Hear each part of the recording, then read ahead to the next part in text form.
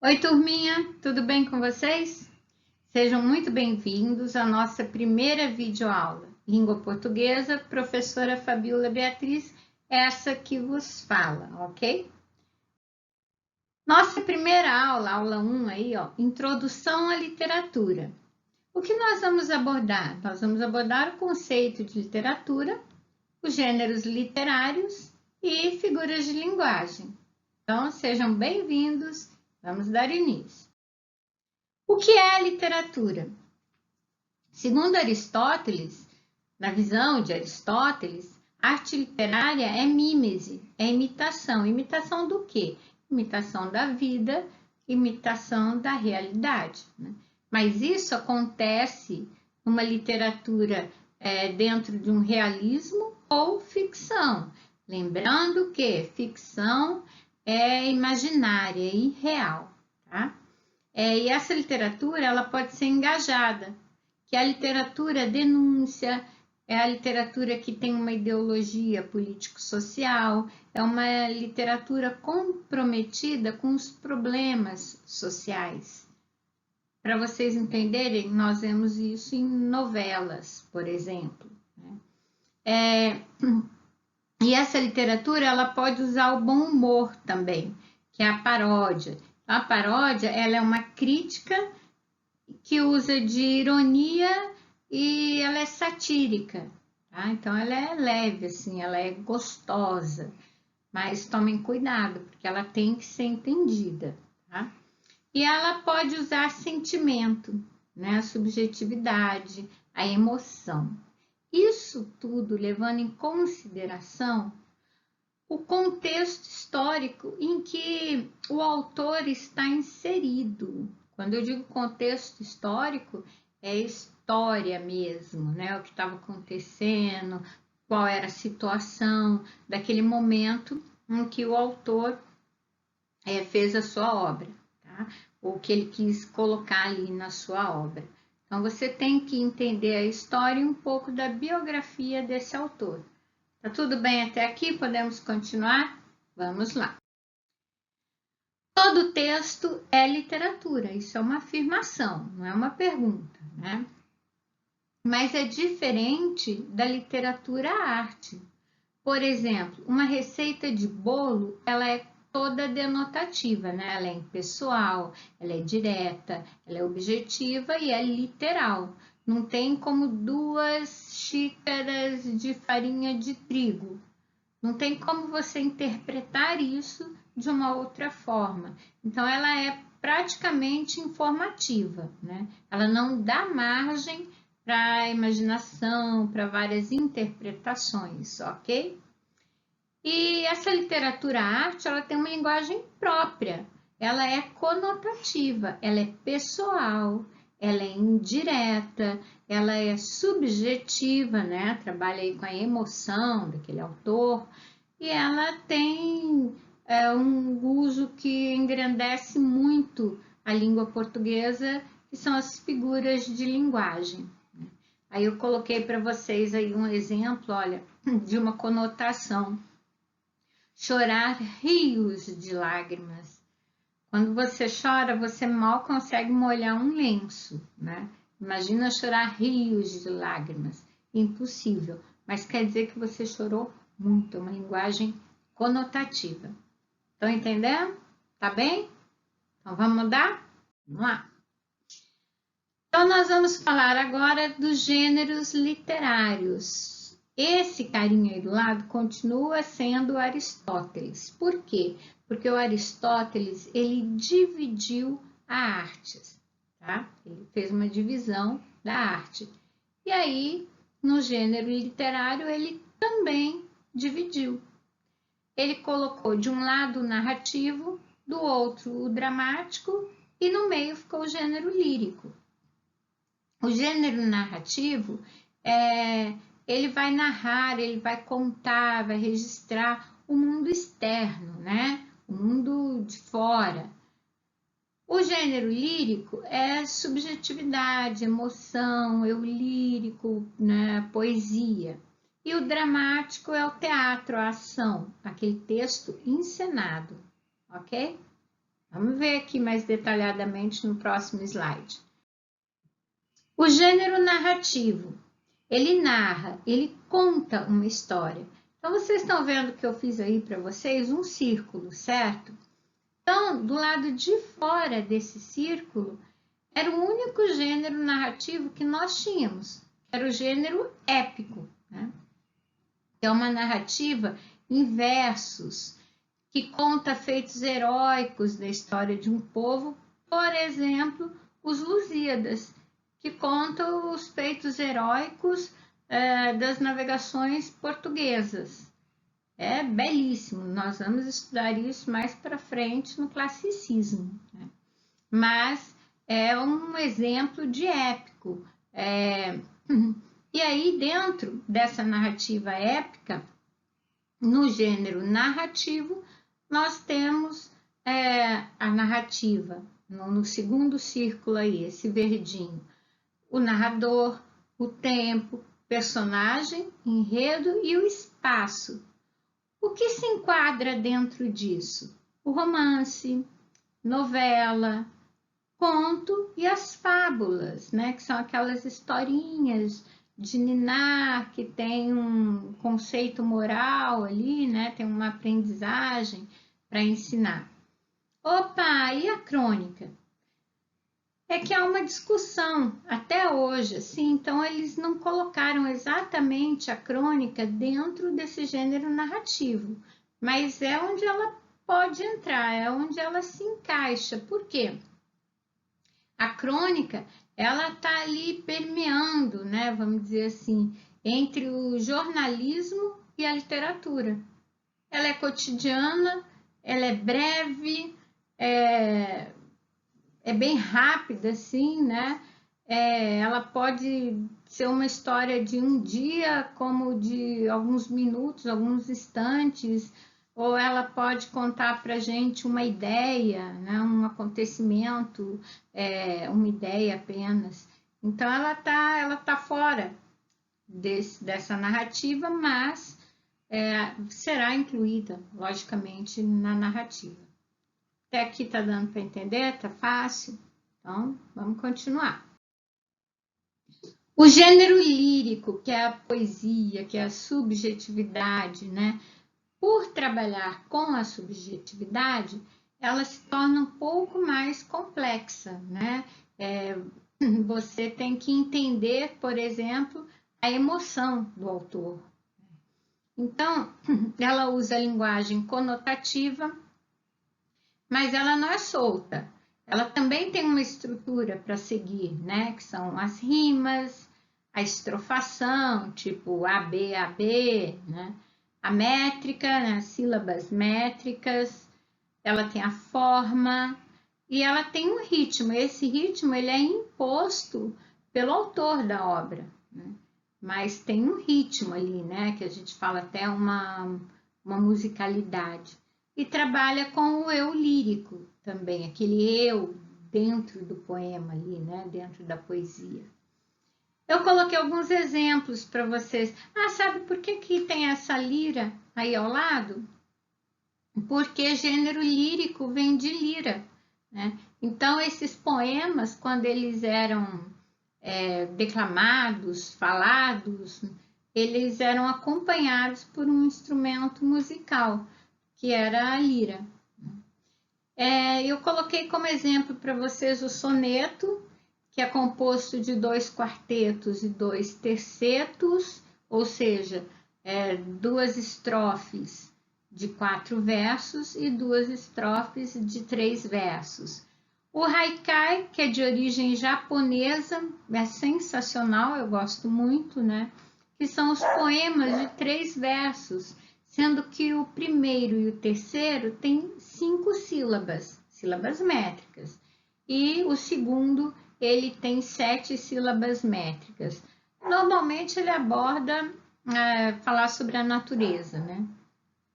Nós temos a ode, que é uma exaltação, alegria para algo, para personagens ou para alguém. Assim também o hino. O hino também é uma exaltação, uma glorificação, só que é divindades e a pátria. Tá? A sátira é ridicularizar situações ou pessoas, né? Então, temas sociais, econômicos, políticos, e assim vai, né? A Elegia, que são poemas tristes, né? Então ele traz como tema a morte, o amor não correspondido. A Écloga, que é um gênero pastoril, né? Que retrata aquela vida bucólica, então vida bucólica, vida do campo, né? E tem diálogos. Agora o idílio é a Écloga, só que sem diálogos, tá? Faixa até aqui?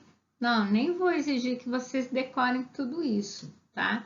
O soneto e o haikai estão, tá bom demais, né? Não é nem decorar, é porque nós vamos ver isso, né? E o gênero dramático. Drama significa ação, então drama e ação são iguais, olha, mesma coisa, tá? É um gênero para ser encenado, dramatizado. Ele tem a função de despertar emoções. Então, ele é conhecido por provocar a catarse, né? Que é aquela leveza espiritual de quem riu muito ou chorou, então manifestou o sentimento ali, graças àquela dramatização que houve, né? Então, trabalha com a encenação cênica, com diálogos e monólogos, né? Eu coloquei para vocês a tragédia, a comédia, a tragicomédia, a farsa, o Alto da Compadecida, todo mundo já viu, né? Quem não leu, assistiu. É muito bacana, muito legal, tem um cunho pedagógico, né? Como se fosse uma fábula para adultos. Então, porque tem um ensinamento ali, né? Ele transmite um ensinamento. Então, esses são os gêneros literários, ok? E agora nós vamos falar de um recurso maravilhoso da língua portuguesa, que eu já citei ali, que são as figuras de linguagem. Observem esse desenho aí para vocês, não é? Uma pessoa pisando em ovos. Então, o pisar em ovos é uma metáfora. É uma metáfora porque é uma comparação indireta, né? Se fosse comparação sem ser metáfora, seria como pisar em ovos. Agora, é uma metáfora, então é uma comparação indireta. Eu não uso esse nexo, esse como, eu não uso, né? Então, quanto me pesa este coração que é de pedra, da Cecília Meirelles.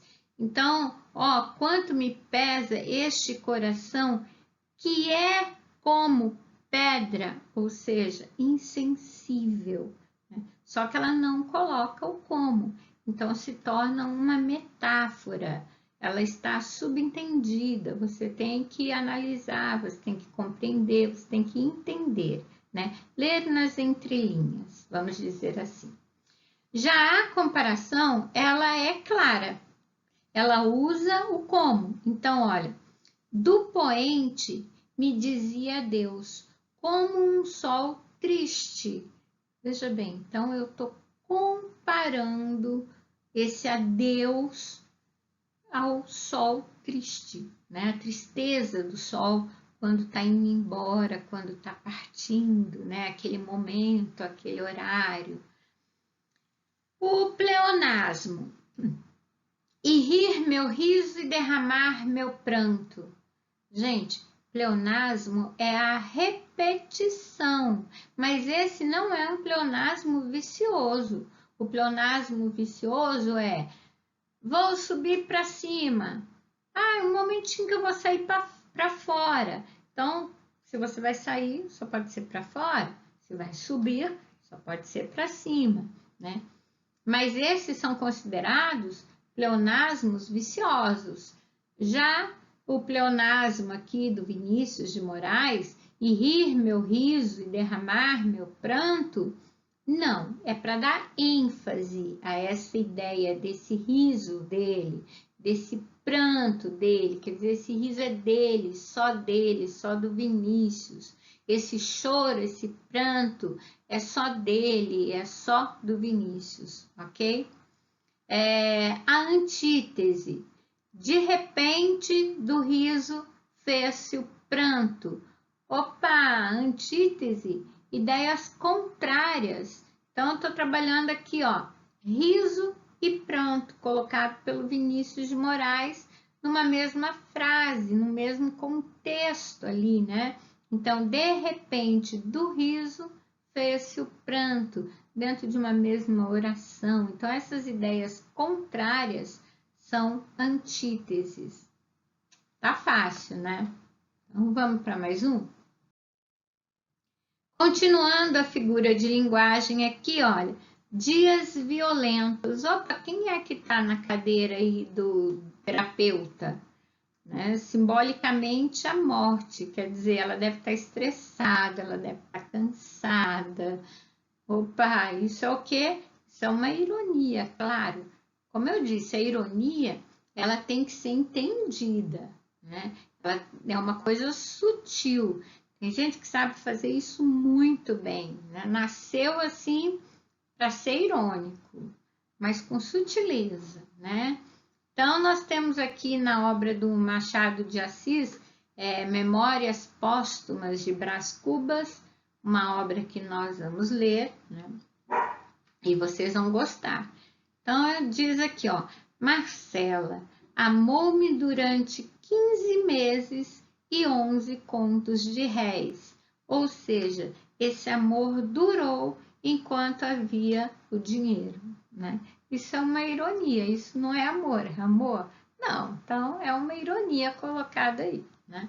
Enquanto tinha dinheiro, enquanto Brás Cubas tinha dinheiro, a Marcela o amava demais, né? Nós temos a hipérbole, que a gente diz o exagero extremo, né? A nascente dos meus olhos já formou água corrente. É uma música do Tião Carreiro e Dino Franco aí, né? Eu nem vou arriscar cantar para vocês, se bem que tá uma vontadinha. A nascente dos meus olhos já formou... Não. Então, a nascente dos meus olhos já formou água corrente. Onde está o exagero nisso, né? Pô, a nascente dos meus olhos, o que é? São as lágrimas que se formam nos meus olhos, né? Então, dessa nascente, dessas lágrimas, já se formou água corrente, né? Aquilo ali diretão. Então, é uma hipérbole, é um exagero muito grande, né? E o eufemismo. Diante de tanta tristeza, ela preferir faltar com a verdade. Olha isso! Preferir faltar com a verdade? Mentiu, preferiu mentir, né? Só que o eufemismo, ele vem para abrandar. Então, você vai falar alguma coisa de uma forma mais branda, mais suave. Por exemplo, meu animalzinho de estimação virou uma estrelinha no céu, né? Quer dizer, morreu, acabou, morreu, né? Então, o eufemismo ele vem para abrandar. Pessoal, até aqui tá tudo bem? Foi legal? Eu prometi a aulinha de 10 minutos, só que não deu, né? Acho que foi mais. Desculpa aí, gente. Nem sei quanto tempo foi. E para encerrar, eu trouxe para vocês um poema do Guilherme de Almeida, que trabalha assim uma ironia de vida, né? Essa que eu hei de amar, essa que eu hei de amar perdidamente um dia, será tão louca e clara e vagarosa e bela, que eu pensarei que é o sol que vem pela janela, trazer luz e calor a esta alma escura e fria. E quando ela passar, tudo que eu não sentia da vida há de acordar no coração, que vela, e ela irá como o sol, e eu irei atrás dela, como sombra feliz. Tudo isso eu me dizia, quando alguém me chamou. Olhei, um vulto louro, e claro, e vagaroso, e belo, na luz de ouro do poente. Me dizia adeus, como um sol triste, e falou-me de longe. Eu passei a teu lado, mas ias tão perdido em teu sonho dourado, meu pobre sonhador, que nem sequer me viste. Guilherme de Almeida, isso é ótimo, gente. Ele ficou esperando, sonhando, né, com o amor da sua vida, e ele estava sonhando tanto que esse amor passou e ele não viu. Tem ironia de vida maior que essa, né? Um beijo para vocês e até nosso próximo vídeo. Tchauzinho!